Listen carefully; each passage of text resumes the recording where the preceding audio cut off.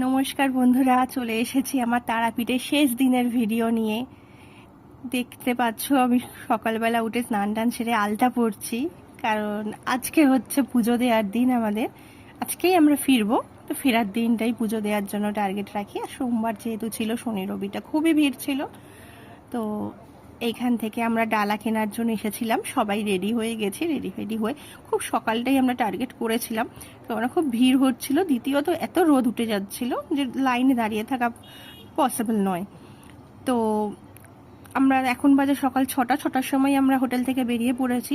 সবাই স্নান করেছি, করে টোরে রেডি হয়ে বেরিয়ে পড়েছি। এই মন্দির চত্বরে ডালা নিয়ে আমরা উঠছি। মন্দির চত্বরটায় দেখা যাচ্ছে এই আসতে মোটামুটি ওইসব করতে করতে ডালা কিনতে 6:30 বেজে গেছে। তাও এইখানে তো ভোরবেলা থেকেই ভিড় হয়।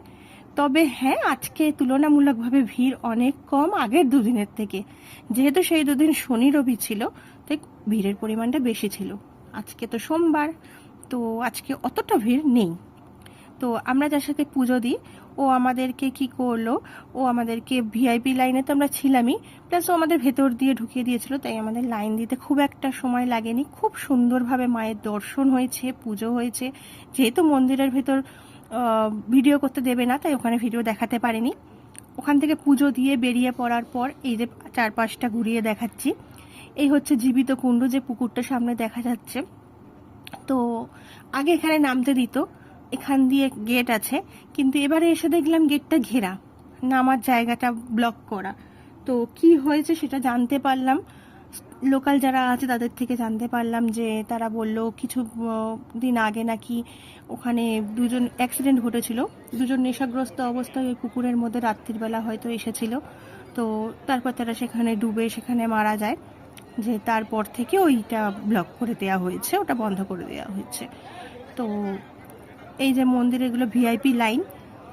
আমাদের তো পুজো দেওয়া হয়ে গেছিলো, ডালাটা নিয়ে যাওয়ার অপেক্ষায় ছিল, ডালাটা ও নিয়ে গিয়ে করবে। তো এখানে এই যে এনারা ঘুরে ঘুরে রসগোলি পড়াচ্ছিলেন। কারোর কাছে রাধাকৃষ্ণ ছিল, কারোর কাছে শুধুমাত্র গোপাল ছিল। আমরা সবাই পড়লাম। আমি কখনো রসগোলি পড়িনি, এটা আমার ফার্স্ট টাইম রসগোলি। কেমন লাগছে কিন্তু জানিও অবশ্যই কমেন্ট বক্সে আমাকে রসগোলি পড়ে। রাধে রাধে। রসগোলি পড়ার পর ওনাকে প্রণামী দিয়ে চারপাশটা একটু ঘোরার উদ্দেশ্যে তোমাদেরকে সবাইকে দেখাই। এখানে আরও কয়েকটা মন্দির আছে ছোটোখাটো। বাবার মন্দির আছে, যেহেতু সোমবার ছিল বাবার পুজো তো দিতেই হতো। তো ওখানে আকন্দ ফুলের মালা, কলকে ফুলের মালা বিক্রি হচ্ছিল, সেগুলো কিনে পুজো দিয়েছি। দেওয়ার পর পাশে আরও দুটো মন্দির আছে।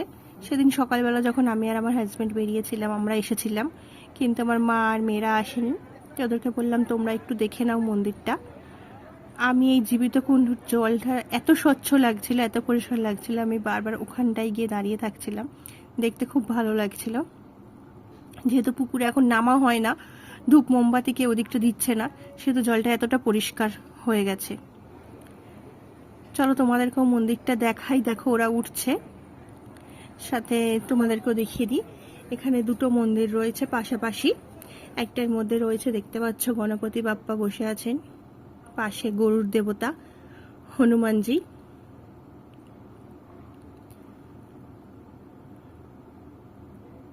এখানেও পুজো হয়, কিন্তু আমরা এখানে আলাদাভাবে পুজো দিইনি, জাস্ট প্রণামী বক্সে প্রণামী দিয়ে চন্দ্রমিত্র নেওয়া হয়েছিল।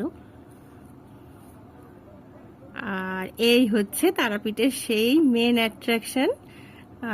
যাওয়ার সময় এটা তো বাড়ির জন্য কিনতেই হতো, তো আমরা কিনে টিনে, যে দাদা আমাদেরকে নিয়ে গেছিলো ওর নাম আর ফোন নাম্বার আমরা লিঙ্কে দিয়ে দেব। অবশ্যই তারাপীঠে আসলে ওর সাথে কন্ট্যাক্ট করো, ও খুব ভালোভাবে মন্দির দর্শন করিয়ে দেবে। তো কেমন লাগলো তোমাদের সম্পূর্ণ ভিডিওটা অবশ্যই কমেন্ট বক্সে শেয়ার করো। ভালো থেকো সবাই, টাটা।